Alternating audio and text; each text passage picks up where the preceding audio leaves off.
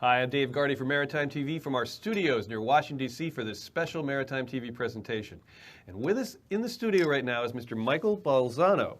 Michael, thanks for joining us. He is the author of an interesting new book that's attracting a lot of attention, Building a New Majority. And very prominent in this is the maritime industry and the shipbuilding industry, and that's why you're here today to talk a little bit about that. Before we begin, I want to just give everybody out there a bit of a bio, which I'm going to read off the back of your book. Michael P. Balzano, son of working-class Italian immigrants from New Haven, Connecticut, was a high school dropout and garbage man before earning his doctoral degree from Georgetown University. He served in the Nixon White House and was a campaign strategist for both Ronald Reagan and George H.W. Bush. He has built bridges between Fortune 100 CEOs and industrial-based unions, a very eclectic career, and that's an understatement. Michael, give us an overview about what the whole book is about, and then the premise for why the maritime industry and the shipbuilding industry figure so prominently. Well, given my background and my experience working with presidents, it is always focused on working-class Americans. And I have spent most of my life in the industrial-based side. Shipbuilding, I worked for the Marine Engineers Beneficial, so I worked on the commercial ships as well. So this book asks and tries to answer a question as, how do you build a new majority, okay? The fact is, you cannot get elected in this country without capturing the majority of the working class, okay?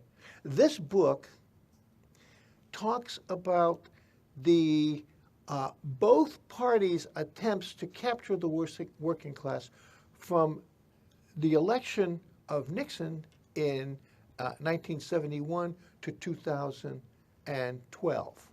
So the book focuses on working class in those decades.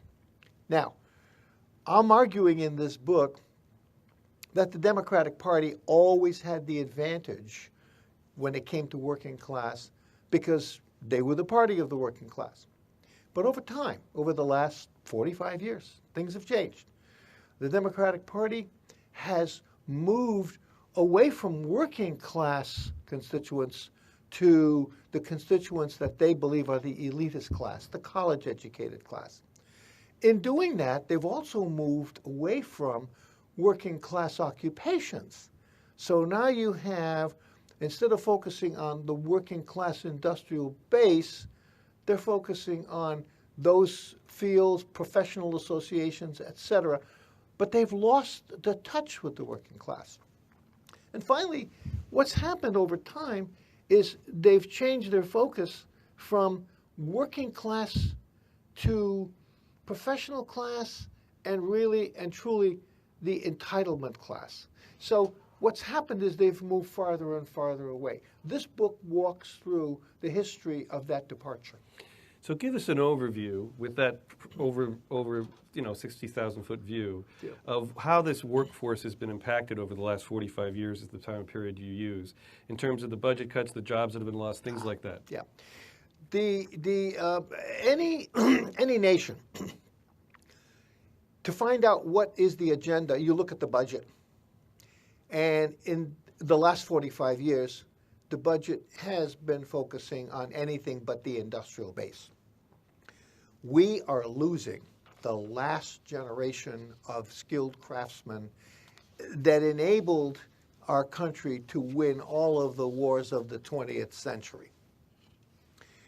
We are not filling the vacuum of people we're losing. We don't have the training programs, apprenticeship programs, and slowly but surely, we're not going to replace this generation of skilled craftsmen. That causes a crisis now because it leans on all of the rest of the industrial-based issues. Everybody's talking today about, we got to revive manufacturing. Well, manufacturing is the industrial base, and no one's paying attention to it. Okay, so give us an overview now from the maritime industry and the shipbuilding industry as a part of the workforce, and why you feel, because we've talked previously, that it's the most crucial element of the industrial base and why it's in such a crisis right now. I had the honor of working for Jesse Calhoun, who in many ways created the MEBA organization that existed during the 60s, 70s, and 80s, probably one of the most powerful unions in the country. Jesse Calhoun was a statesman. He knew the presidents. They knew him. The one thing that he did was convince Nixon to build a fleet of modern, very large crude carriers, and using the Jones Act, actually built the Alaskan oil fleet. I was there when that happened. He also worked with Ronald Reagan 10 years later when the act was up for renewal, and it wasn't sure that it was going to happen. And his friendship with Ronald Reagan and the understanding of the meaning of the Jones Act carried the day. His major goal was to expand the merchant fleet. I worked for Jesse for 4 years on that issue. The book tells the story, unfortunately, it's a sad story, because we were not able to do that. No one was focusing on the cargo ships, the commercial fleet. They were focusing on warships. So what happened, Jesse kept telling people, you're going to need ships and you're not going to have them. When George Bush in 1991 decided we were going to go into Kuwait, the whole thing fell apart. We were not able to come to the shoreline with everything we needed. The troops were flown in on airplanes, some commercial airplanes, some military airplanes, but suddenly they discovered they couldn't resupply anyone. And we all saw those pictures of the water bottles they were drinking, tons and tons of water. Water, food, ammunition, stores, everything. We didn't have the ships. So George Bush, Sr., went around the world borrowing tonnage to make that happen. Now, today, the situation is even worse. Because if you look at the number of ships that we have in what we'll call the maritime fleet, we have about 200 ships. If you throw in the military Sea Lift Command and whatever else the Navy has, you have 300 ships. The Chinese have thousands of ships. Because you see, they deliver their cargoes here of all the goods that we buy. They deliver them because of cargo preference. They deliver them in their ships. We don't have that. So consequently, they've built massive fleets. The Russian fleet, they're all larger than ours.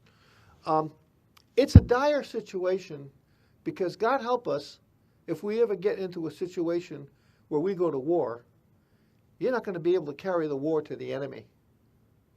You've also raised the point that even if we were to try to rebuild, we've lost our shipbuilding capability and the skill sets there. Go into that a little bit. Well, they're related. You see, again, people don't see the relationships. In order to have a merchant fleet, especially a Jones Act fleet, a PL-480, those ships have to be made in the United States. They have to be serviced in the United States. They have to be American crewed, okay? The fewer number of ships, what's happening is the shipyards aren't building them. We really should be building liquefied natural gas carriers. We're not, okay? So what you have then is the maritime industry, as it begins to decline, it's declining its impact on the shipbuilding industry as well. Worse still, the talent that is required to move a ship, not just build it. We have a situation now where there are so few sailings. The licensed deck officers and engineers are not able to put the time in that is required for the Coast Guard to renew their credentials. So now, on the one hand, we're having fewer of them, but on the other, we're not even going to be able to use them because they're not going to be credentialed. Excellent. Okay, so let's bring it home to today, the current election. How is this manifesting itself in the election in terms of an issue, and what are you working to do to make it an issue? Well, I've written a book that outlines what a president or candidate would have to do to restructure a majority. You can't win without a majority of the working class. But the working class is not working. They're unemployed. When I look at Trump today, I don't see Trump starting something. I see him as he demonstrates the fact that there is a problem, and people see the problem. Now, I do not see. I don't know folks. I don't know if anybody from the maritime industry is even talking to Trump. I have not heard a word from him on any of the issues we're talking about. And these are important issues. What about the Democrat side? I don't see that either. I don't see everyone wants to have a resurgence in manufacturing. In order to do it, you've got to have the machine tools to do it. In order to do it, you have to have a skilled master craftsman workforce to do it. I don't see anyone looking at that. What we've done is there's a resolution that unions in about 25 states have put together now. And they're asking both candidates, it has to be bipartisan, they're asking them to take a look at the number of jobs we've lost in the maritime industry, in the steel industry, and they ask the question, is anybody listening to the pleas from these people? So far, no one is. So they put together a resolution asking that someone focus on what's happening with the loss of the master craftsmen. Where are we going to replace them? Where are the trade schools? Where are the apprenticeship programs? No one is dealing with that. We're hoping that this resolution will reach both candidates. Well, we appreciate your time today, Michael, of course, and I hope the resolution does reach both candidates because it's a very valuable perspective you've offered up here in the book. The book is Building a New Majority. Michael P. Balzano is the author. Michael, where can they buy this book? Well, you can get it on Amazon. Okay, so and at a pretty good discount. Building a New Majority with an extensive section in there talking about the maritime industry, the shipbuilding industry, and how critical that will be to any future military effort. And I know you've even stated in the past that we could lose the next war if something isn't done. I don't see how it's possible to engage in a war where you cannot move massive numbers of personnel and supplies and resupply someone without a maritime industry. And with 200 or 300 ships, you don't have it. Right, and the Chinese and the others know that too. Well, they do. They have over 3,000 ships. Right? Excellent. Well, we appreciate the time. It's been really interesting and fantastic book. Again, Building a New Majority, Michael P. Balzano. I'm Dave Gardy. Thanks for joining us for this special Maritime TV presentation from our studios near Washington, D.C.